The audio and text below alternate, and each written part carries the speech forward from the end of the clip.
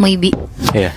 gue mau ceritain lagi tentang pengalaman KKN salah satu pendengar Scary Things. Jadi kita sebut aja namanya ini Mira ya.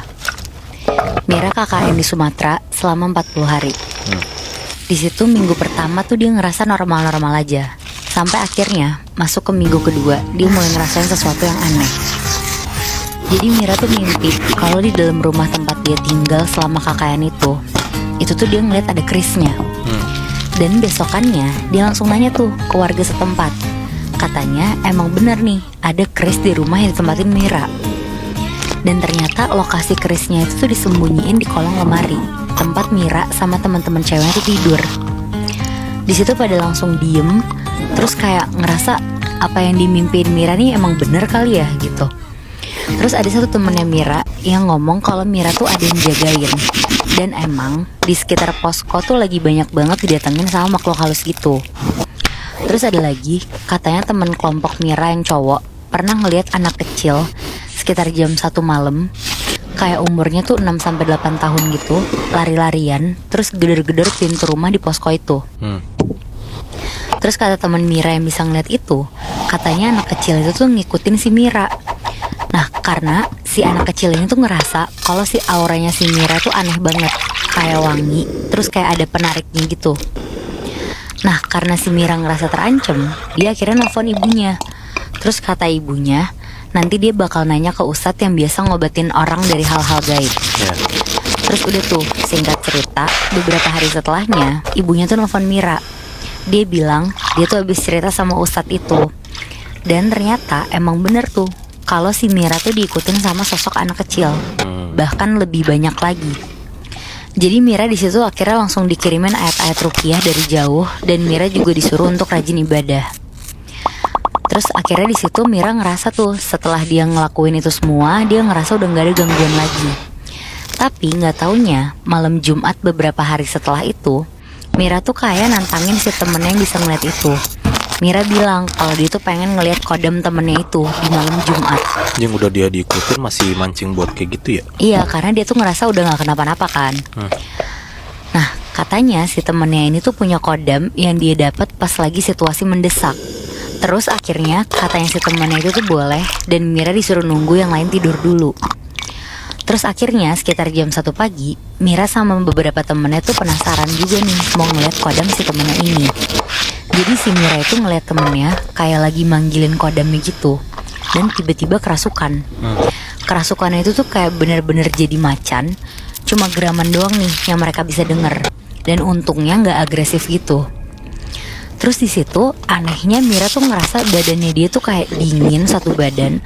Terus dari punggung belakangnya dia tuh kayak ada yang narik mau keluar gitu.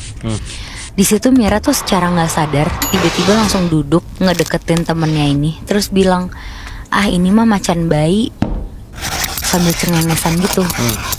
Dan bahkan Mira sendiri tuh katanya nggak sadar kalau dia tuh ngomong kayak gitu. Terus setelah si temennya udah balik semula lagi, dia bilang gini ke Mira, nggak tahu kenapa pas gue lagi mediasi berubah sama kodam gue, entah kenapa kodam gue tadi tuh malah kayak nunduk-nunduk gitu ke arah lo, terus gak berani agresif. Padahal cuma ditatap doang tuh sama si Mira. Ditanyalah sama si temennya, emang lo ada pegangan apa, kayak kodam apa gitu. Di situ Mira bilang, gue gak tahu apa-apa karena gue gak pernah lihat juga, dan gue juga gak pernah komunikasi sama kodam gue ini. Nah temennya ini bilang kalau dia tuh pengen ngajak ngobrol orang yang jagain Mira. Dan akhirnya di malam itu juga, pas semuanya udah pada tidur, terus Mira tuh di situ tutup mata, dan temennya tuh kayak ngegumamin ayat-ayat gitu. Tapi pas Mira merem, di situ si Mira nih ngerasa badannya bener-bener kayak ada yang ngendaliin gitu. Tangannya gerak-gerak sendiri kayak mau nari, terus badannya tuh jadi kerasa pegel banget. Tapi di situ Mira tuh nyoba nahan, dan gak sampai 20 menit, terus temennya Mira nih nyuruh Mira buka mata. Dan katanya di situ tatapannya Mira itu tajam banget.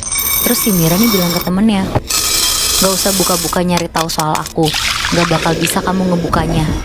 Jadi itu tuh yang ngomong bukan Mira, tapi kodamnya si Mira, Muibi.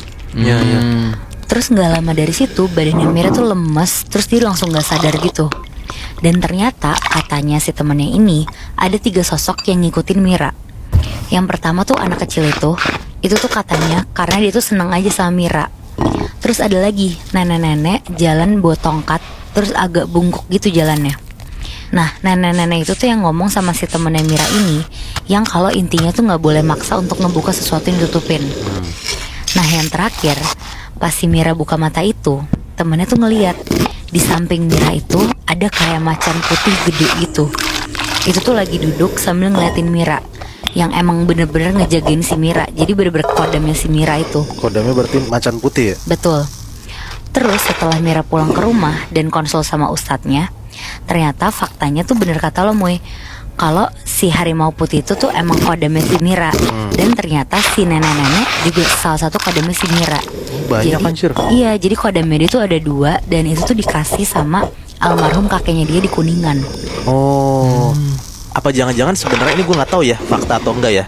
Kalau misal orang yang punya kodam banyak, kayak contohnya cerita lu Nat, dia kan punya kodam lebih dari 1 ya. Iya. Apakah orang yang punya kodam lebih dari 1 jadi kayak nggak gampang dirasukin atau nggak gampang diganggu sama makhluk halus ya? Nah gue juga kurang tahu sih Moy kalau itu ya. Karena gue juga kurang paham sih sebenarnya tentang perkodaman itu.